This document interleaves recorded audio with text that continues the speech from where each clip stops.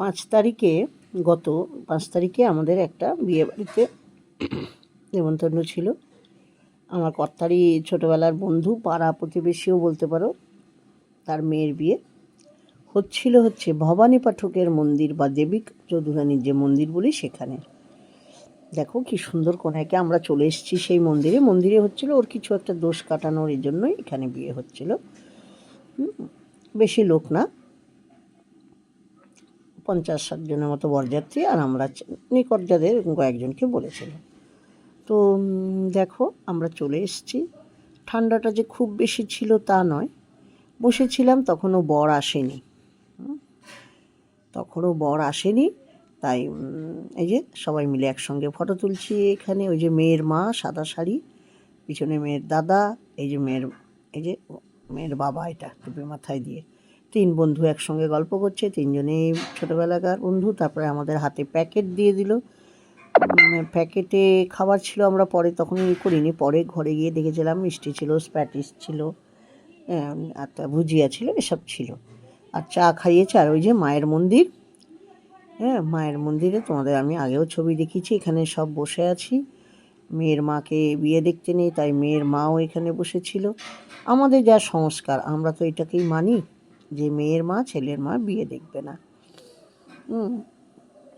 কিন্তু আমরা বুঝতে পারি না যে মায়ের থেকে শুভাকাঙ্ক্ষী কেউ হয় না, তাই না? তবু ওই যে নিয়মের ইয়েতে তারপরে বর এলো।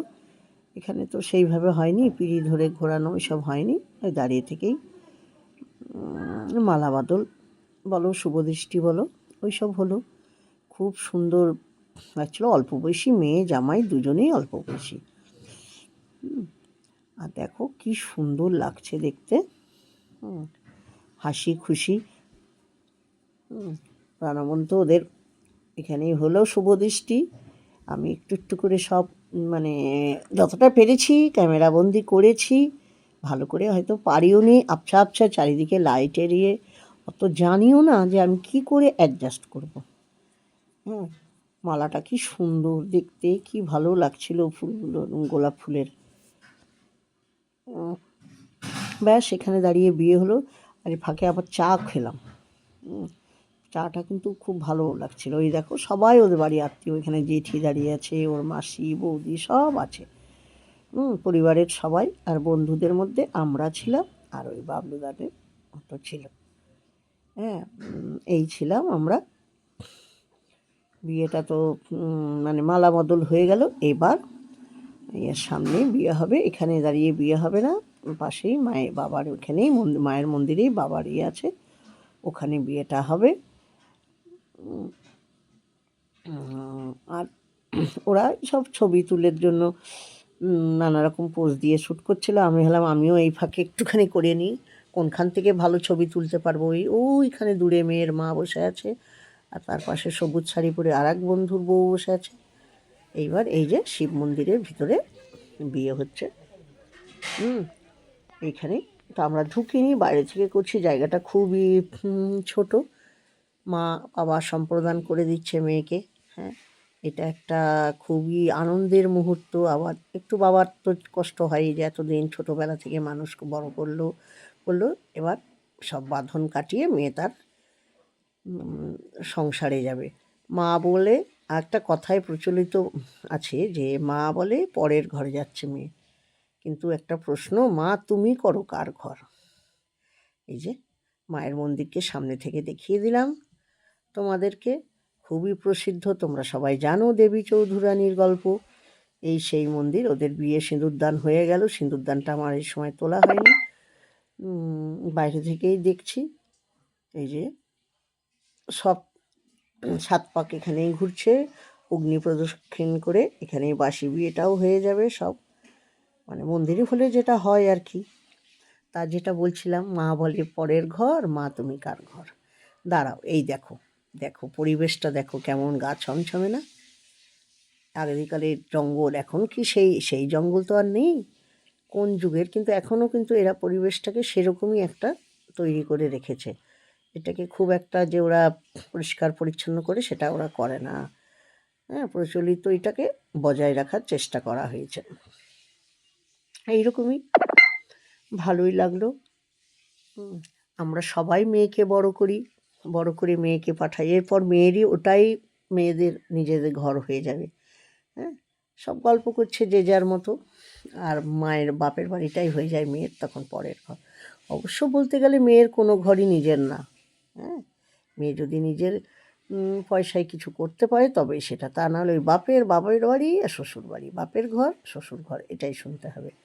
যদিও আজকালকার মেয়েরা চাকরি করে, এই মেয়েও চাকরি করছে। আমি একটুখানি নিজের কিছু, তারপরে রাস্তায় হাঁটতে হাঁটতে একটু ঘরে গেছিলাম, একটু দরকার ছিল। আমার ঘর সামনে, একদম হাঁটা পথে, আমি তো বলি আমার বাড়ির ব্যালকনি থেকেই দেখা যায় সব। তো সেই কাজটা করতে গেছিলাম, আবার এলাম, বিয়ে তো হয়ে গেল, বেশিক্ষণ লাগলো না। এবার বাসে করে, ওই যে ছেলে বসে আছে ওই পাশে ছেলের বাবা, বাসে করে এবার মেয়ের বাড়ি যাব। ওরাই বাস করে রেখেছিল খটুদা, তো ওখানে গিয়ে খাওয়া দাওয়া, বাবলু দ্বারা যায়নি, বাড়ি চলে গেল, আমরা গেলাম। দেখো বাসে করে বসে আছি, আর সবাই গাড়িও ছিল, সব মিলেমিশে সবাই যাচ্ছে। খুবই ভালো ব্যবস্থা করেছে, সবই ভালো, খুব ভালো লাগলো। এই যে যাচ্ছি, খুব একটা দূরে নয়। মিনি বাসে করে যেতে বেশ ভালোই লাগছিল। বহু বছর পর যেন মনে হচ্ছে কোথায় নিজেরা যাচ্ছি, বরযাত্রী বলো কোনো যাত্রী, এরকম একটা ফিলিংস হচ্ছিলো। এই যে এটা বড় জামাই, খটুদারি বড় জামাই, দেখেছো? সমস্ত কিছু দায়িত্ব ছেলের মতো পালন করেছে। খুব ভাগ্য করে খটুদা নমিতাদি জামাই পেয়েছে। এই যে চলে এলো ওদের বাড়িতে, বাড়ির সামনে সবাই আগেই চলে এসছে যারা গাড়িতে এসছে। এই যে আমরা এক এক করে নামছি। তোমাদের কাকুকে তো ধরে নামাতে হয়। তারপরে যেটা বলছিলাম, এটা হচ্ছে বড় জামাই, বড় মেয়ের শাশুড়ি। খুব আন্তরিকতা, খুবই ভালো মানুষ, ওনার সঙ্গে আমার আগেও পরিচয় হয়েছে, বড় মেয়ের বিয়েতেও এসেছিলাম। এই দেখো ওদের বাড়ির সামটা, ওরা থাকে এমএমসিতে, কোয়ার্টারের ওখানে। খুব সুন্দর জায়গা, বেশি কিছু নেই খাওয়ানোর, ওই ঘরের মধ্যেই আজকের দিনটা ঘরোয়াভাবে খাওয়া দাওয়া, তাতেও দারুণ দারুণ আইটেম করেছেন।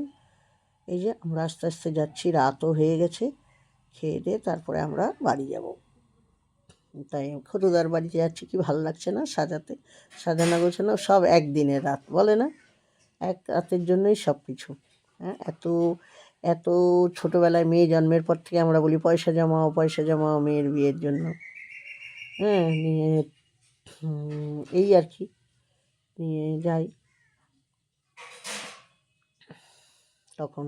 আর ভয়েসগুলো মিউট করে দিয়েছি না, গানের আওয়াজ আসছিল জানো তো, এই গানের আওয়াজের জন্যই ভয়েসগুলোকে মিউট করে দিয়েছি বাধ্য হয়ে। এই যে চলে এলাম মেয়ের বাড়ি, পৌঁছে গেছি, খুব সুন্দর করে সাজানো একদম, যেমন ঘরের ওখানে গায়ে হলুদের করেছিল জায়গা সকালবেলায়। সবাই এখন এসে বরযাত্রীদের ফার্স্টে বসিয়ে দিল, বেশি বরযাত্রী ছিল না। দেখো কি সুন্দর গায়ে হলুদের জায়গাটা, এখন তো সব দিন বদলে গেছে। যে মেয়েকে ভালো করে দেখে নাও নিজের ঘরে, আর খুব ছেলে মানুষ এখনও রয়েছে। কি সুন্দর লাগছে, মেয়েদের সিঁদুর করলেই আলাদা একটা রূপ খুলে যায়। এই যে একটার পর একটা প্রথম ব্যাচটা বসে গেল, আমরা এরপরে বসবো। দাদাও বললেন বসে পড়ো, তোমরা দূরে চলে যাবে তোমরা। তাই আমিও বসে গেলাম। ওই যে মেয়ের বাবা ঘরে এসে লাল জামা পরে, এই পরে নিজের ধুতি পাঞ্জাবি খুলে, আর ওই লাল শাড়ি পরে বড় মেয়ে, খুব ভালো বড় মেয়ে, বড় জামাই, একেবারে খটুদার মানে ছেলে নেই সেই কোনো নেই। দেখো আমরা খেতে বসে গেছি, প্রথমেই দিয়েছে ডাল, এত সুন্দর টেস্ট হয়েছে না, কাজু কিশমিশ দিয়ে ভেজ ডাল, মুগ ডাল খুব ভালো হয়েছে। ভেজ ডাল আর আলু ভাজা দিয়েছে, আর গরম গরম ঠান্ডাও পড়েছে, খুব খুব ভালো খেয়েছে। ডালটা বেশ অনেকখানি খেয়েছে, কাকু তো এই ডাল দিয়েই বলতে গেলে বেশি খেয়েছে, ডাল আর আলু ভাজা। এক একটা গ্রাস মুখে পড়ছিলাম, যেন মনে হচ্ছিল অমৃত। কাকুর দেখেছো লঙ্কা লাগবেই, এই যে কাজু আছে, কিশমিশ আছে, এসব আছে, এত ভালো লাগছিল খেতে, অন্য খাবার হার মেনে যাবে এখানে। এই আর কি, বসে খাচ্ছিলাম, খুব ভালো খেলাম, মনে হচ্ছে ডালটা দিয়েই পুরো ভাত খেয়ে যাই। এই ডাল দিয়ে ভাত দিয়ে খেতে খেতেই আবার দিয়ে গেল ইলিশ মাছ। ইলিশ মাছটা সর্ষে দিয়ে, ভাপে ঠিক না, সর্ষে বাটা দিয়ে ঝোল। কিন্তু সবচেয়ে যেটা বলার বিষয় সেটা হলো এই অসময়েও ইলিশ মাছের এত টেস্ট। অসময়ে ইলিশ মাছ অথচ কী টেস্ট, দুর্দান্ত টেস্ট। মানে কে বলবে এটা সিজনাল নয়। ইলিশ মাছ দিয়েছে, তারপরেই দেখো ইলিশ মাছটা দিয়ে খাচ্ছি, খুব ভালো লাগলো। অনেকদিন পরে ইলিশ খেলাম, তার মধ্যে শীতকালে তো খাওয়ার কথা চিন্তাই করতে পারি না।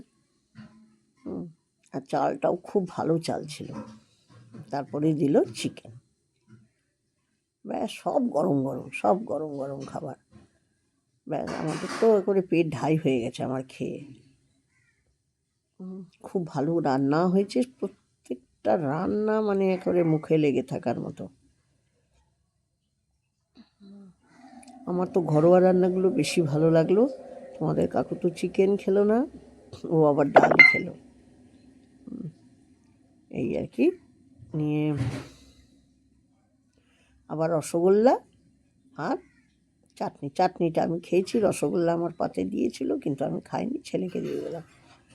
তারপরে এই যে মেয়ের মায়ের সঙ্গে কথা বলে, নমিতা দিয়ে আমরা বলি, আমরা এবার বাড়ির পথে যাব।